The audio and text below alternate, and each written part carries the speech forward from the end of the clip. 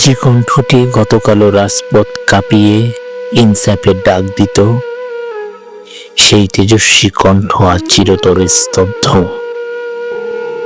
একটি লাল সবুজ পতাকা, কিছু শোকাতুর মুখ আর কোটি মানুষের দীর্ঘশ্বাস। লাখো মানুষের অশ্রুসিক্ত ভালোবাসায় শেষ বিদায় জানানো হলো ইনকিলাব মঞ্চের মুখপাত্র ও জুলাই বিপ্লবের সম্মুখ যোদ্ধা শরীফ ওসমান বিন হাদিকে।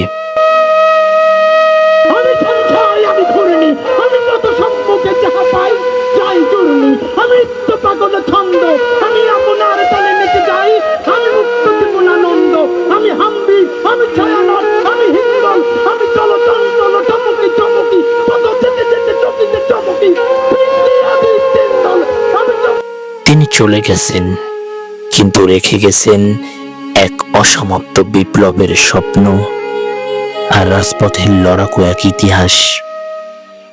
আজ আকাশও যেন তার জন্য শোকাতুর, বাতাসও যেন বইছে ভারী হয়ে।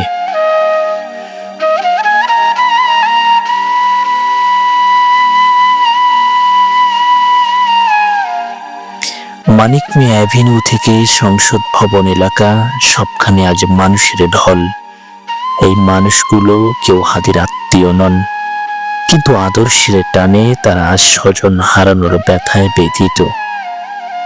দুপুরে জানাজার আগে পুরো এলাকায় পিন পতন নীরবতা নেমে আসে।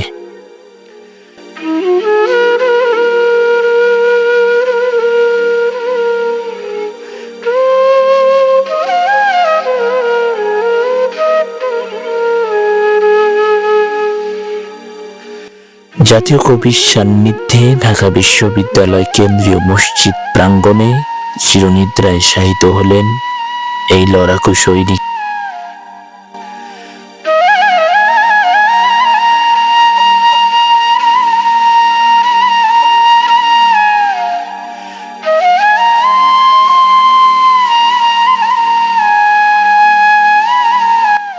মাটি চাপা পড়ল তার দেহ, কিন্তু তার আদর্শ কি কখনো চাপা পড়বে? সেই প্রশ্ন আর হাহাকার নিয়ে ঘরে ফিরল লাখো মানুষ।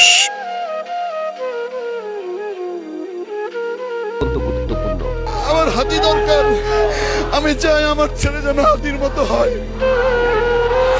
এই দেশের জন্য হাতি দরকার, আমি আমার দেশকে ভালোবাসি, আমার দেশের জন্য হাতি দরকার, এইটুকু বুঝি।